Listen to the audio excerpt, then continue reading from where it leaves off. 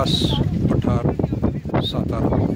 साताऱ्यापासून 40 kilometre अंतरावर असलेलं हे जागतिक वारसा स्थळ, प्रसिद्ध फुलांसाठी असलेलं, रानफुलांसाठी प्रसिद्ध असलेलं कास पठार।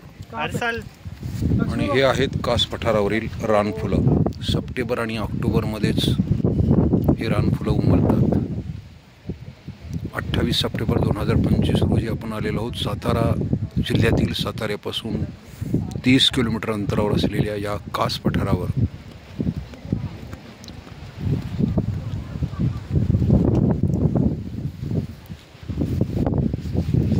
आता सध्या सप्टेंबर एंडिंगमध्ये या कास पठारावरील रान फुलांचा हंगाम सुरू झालेला आहे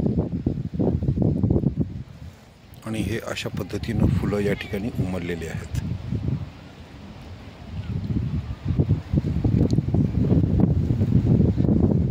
धन्यवाद।